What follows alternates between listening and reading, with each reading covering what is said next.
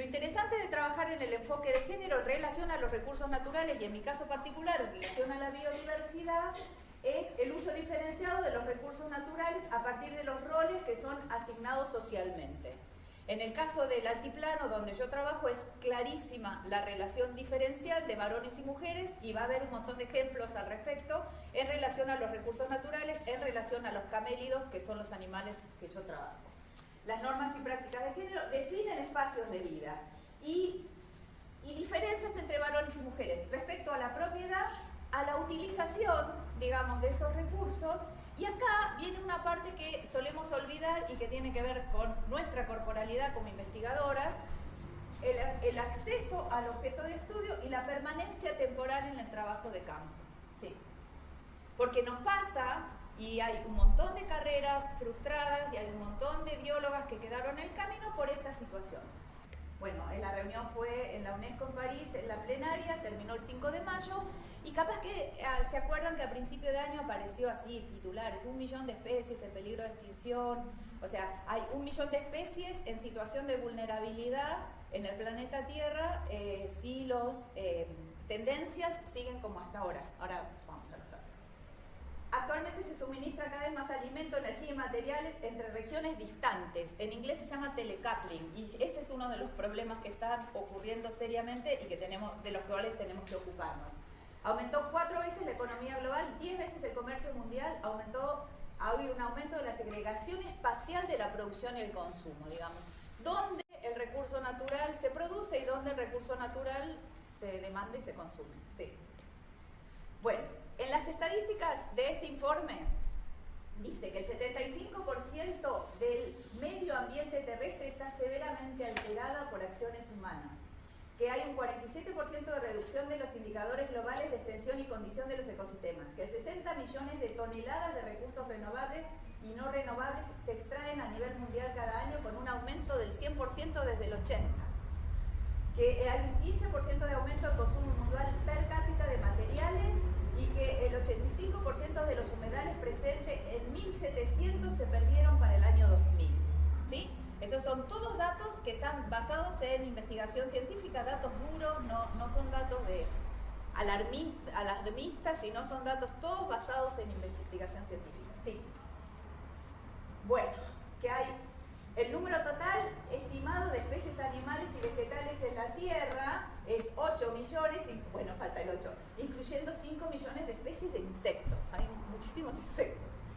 Que la tasa actual de extinción global aumentó varias veces, que hasta 1 millón de especies está en peligro de extinción, que de ese millón de especies que están en peligro de extinción, de los vertebrados los que están pasando peor son los sapitos, lógicamente, porque estamos hablando de que los problemas son los humedales, y los sapos tienen un ciclo de vida que necesita un humedal.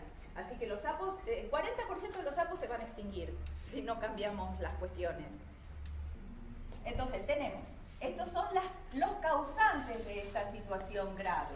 El cambio en el uso de la tierra, la explotación directa, que como vimos en el mar es lo peor, el cambio climático, y eso es la reunión que digamos, el motivo que nos reúne, que son el naranjito, que como ven, afecta tanto al ambiente terrestre como al ambiente de agua dulce, como al ambiente marino, la polución, que es el naranja más clarito. Otro caso tremendo que en realidad es difícil imaginar es las especies invasoras. Las especies invasoras son la consecuencia justamente del traslado de productos de recursos naturales que se consumen en un lugar y se producen en otro lugar, y en ese traslado va de todo. Y en ese traslado que va de todo van un montón de semillas y especies que cuando llegan a un nuevo lugar lo colonizan, además de aquellas especies domésticas que se soltaron. Ahora, esto no solo ocurre en el mundo silvestre, o sea, hasta ahora venimos hablando de ciervos, qué sé yo, sino que también en el mundo domesticado, de plantas y animales, en el mundo de la variabilidad de lo que comemos, existe una pérdida tremenda de biodiversidad. Y esta pérdida tremenda de biodiversidad se ve en las pérdidas de las distintas líneas o razas o estilos de comidas que tenemos y de razas de animales que consumimos y que trabajamos. Lo más interesante es cuando analizamos esto en términos de países. Y a mí eso es lo que este es el único gráfico que voy a explicar, digamos, con ganas, porque es interesante ver. Los puntitos son o los promedios o la suma, dependiendo, ¿sí? En algunos gráficos lo que es lógico es sumar y en otros gráficos lo que es lógico es promediar. El violeta es los países desarrollados, los países, digamos, de lo que llamamos el primer mundo. En rojo están los países más pobres de la Tierra, Burkina Faso, esos países muy poco desarrollados, y en el medio, el naranjita, somos nosotros. Entonces, esto es una serie de gráficos. El primer gráfico es la cantidad, digamos, de materia que utilizan los países, y entonces vemos que los países del primer mundo, materia, digamos, de origen natural. El primer mundo consume mucho, lo intermedio nosotros estamos acá y los pobres pueden poco. Sin embargo, cuando vemos en el segundo gráfico cuánto de esa materia sale de adentro, esto es el consumo, ¿no? Entonces, cuando vemos,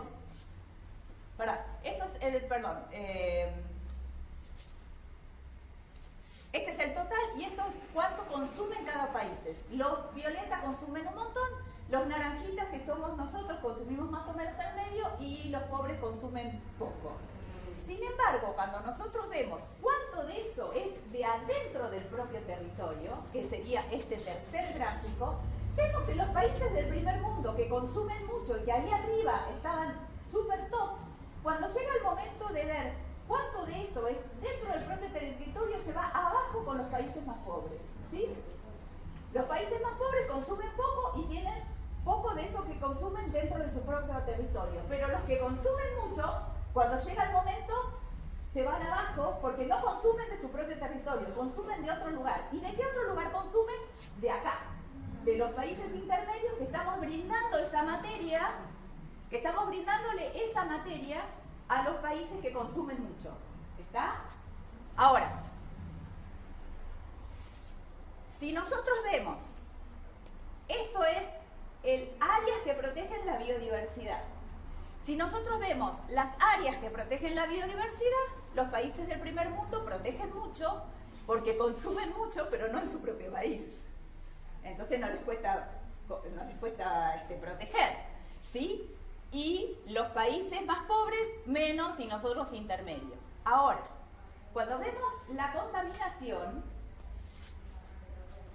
de nuevo, los países que consumen mucho están muy poquito contaminados, están menos contaminados que los más pobres, ¿sí? Sin embargo, acá es en el único lugar donde los países pobres se van arriba en contaminación y los países intermedios estamos en el medio. Y cuando vemos el uso de químicos, ahí estamos ganando los países intermedios azul. ¿Por qué? Porque los países intermedios acá somos los que hacemos esto para permitirle a estos estar acá. ¿Está? Bueno, lo que tiene interesante estos análisis globales, lo que tiene justamente interesante estos análisis globales, es esta clase de razonamiento, que si uno nos junta a todos los países y los pone a actuar, digamos, a nivel global, no ves estas tendencias con este nivel de claridad, ¿sí? Esto es inevitable, esto es así y funcionamos así. Entonces, hay que tener muchísimo cuidado cuando te dicen tenemos que incorporarnos al mundo, porque yo con estas reglas de juego no me quiero incorporar al mundo ni ahí. Entonces, especialmente cuando los ambientes están complicados, las especies están amenazadas, es muy importante sumarse a la lucha del poblador local, no sustituir al poblador local en la lucha, pero brindar el dato veraz y brindar el dato veraz accesible, ¿sí? Porque el sistema nos obliga a escribir y trabajar en un idioma que no es el idioma accesible para el resto del mundo, porque es un idioma técnico de pares y que nos evalúan y qué sé yo. Entonces, es sumamente importante y muy potente esta comunión entre el dato científico veraz y la comunidad en su lucha. Sí. Una de las cosas que nos pasó, que fue muy interesante, es que cuando las vicuñas, había cazadores furtivos, había que protegerlas, había que salvarlas, que había que descubrirlas y escribir cosas lindas de las vicuñas. Cuando la especie necesitaba cuidado, o sea, cuando la especie estaba que se extinguía, que había que pechar, digamos, para protegerla, ahí no había problema con la investigación, con que fuéramos biólogas, con que las conserváramos y hiciéramos estudios. Cuando la especie se recuperó y empezó a valer mucha plata, la idea era, chicas del CONICET, córranse que acá viene el INTA, que viene el ingeniero agrónomo varón, y vamos a hablar de plata, ¿sí? Y fue muy interesante cómo hubo una presión, digamos, les diría hasta a nivel institucional, para que ahora hablamos de otra cosa, hablamos de chalinas, de dólares, de productos, y entonces se pasa a la producción veterinarios y agrónomos en lugar de biólogos, el uso en lugar de la conservación, productividad económica y social. O sea, eso fue una cosa que fue claramente, en términos profesionales, una resistencia, sí. Y resistimos, pero además resistimos con todos estos voces, ¿no? Con que somos las chicas conservacionistas, muy idealistas, que no entendemos el manejo económico de las cuestiones y sumamente apasionadas con los animales que nos gustan, ¿no? Que somos apasionadas. La fuerza de la investigación científica apoyando un requerimiento político de la comunidad. Entonces, nosotros desde el CONICET, desde la Universidad de Jujuy, desde el equipo de investigación BICAM, estamos fuertemente apoyando a esta comunidad que hace todas sus cosas con kenias y que el problema no es que ellos consumen los árboles, sino el problema es que ellos no son dueños de la tierra, ¿sí? Y hay cosas muy interesantes. Los chicos escriben, ¿no? O sea, es bastante común en la PUNA. Le podemos pedir a los chicos que escriban. Yo traje algunos de los materiales que trabajamos y a pesar de vernos a las investigadoras de BICAM trabajando en el campo, qué sé yo, cuando llega el momento nos convierten en las esposas de Cojena. Miren, es una copla sobre vicuñas y la última copla dice: las chicas de BICAM son esposas del Cojena. Vicuña, ya nada te pasará porque ellas te cuidarán. Es interesante lo del cuidado, pero nos volvieron esposas de alguien porque no podía ser si no. No podía ser mujeres. No podía ser si no éramos esposas de alguien. El driver directo es el que opera directamente sobre la biodiversidad. O sea, sí, o sea, vos tenés un pescado que está nadando en el mar, viene alguien en una red y lo saca. Ese es el directo. El indirecto es el dueño del barco y todo lo que va atrás que tironea del pez. O sea, ¿por qué es importante? Porque tenemos que poder, para poder operar, tenemos que ver en el sistema dónde están los puntos de operación. Entonces, vos, en mi caso, yo soy experta en biodiversidad, o sea que a mí me importan los seres vivos no humanos que están ahí, ¿no? Entonces, yo primero veo los seres vivos no humanos que están ahí y veo qué tironea, cuáles son las fuerzas que tironean de ellos que hacen que estén bien o que estén mal, porque también hay fuerzas que hacen que estén bien, ¿sí? Entonces, cuando empezás a tirar del hilito, hay un punto en el cual lo afecta directamente y hay un punto en el cual empiezan a aparecer otro montón de cosas que afectan al hilito, ¿sí? Entonces, como la idea es tratar de operar, necesitas ir como diseccionando todo lo que pasa. Y lo que se toma como driver directo es aquel que opera sobre la biodiversidad. Por supuesto que todo está relacionado con todo, es un sistema complejo, como yo les mostré. Escuchen, primer mundo, se la pasan comiendo palta y no sé qué cosas más, pero en realidad están deforestando y después se hacen los ambientalmente correctos y en el fondo son unos hipócritas, ¿sí?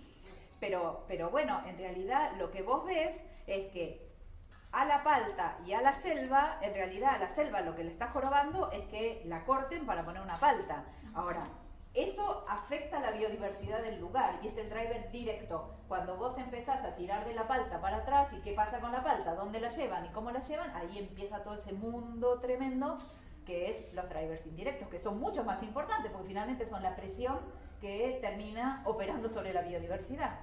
Pero sí, en realidad los diferenciamos por eso, porque si vos, por ejemplo, querés salvar una especie, suponete que ahora la vaquita, ¿no? Hay un montón de especies que le están pasando horrible. Si vos querés salvar una especie, tenés que ir al driver directo. O sea, tenés que hacer una veda de pesca de eso.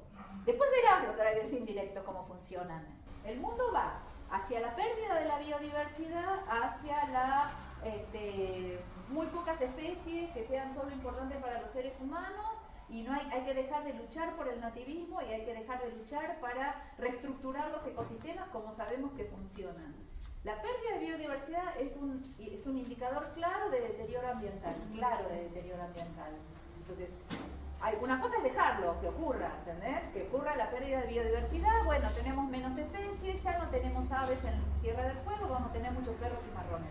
Que también se van a matar entre sí, ¿no? O sea, y también la vida de esos perros es bastante triste, pero bueno, son decisiones que se toman. Hay congresos enteros de, y de hecho IPBES justamente nos pidieron hacer una evaluación sobre especies exóticas invasoras, porque es uno de los problemas más grandes que está ocurriendo en la Tierra con todos estos intercambios.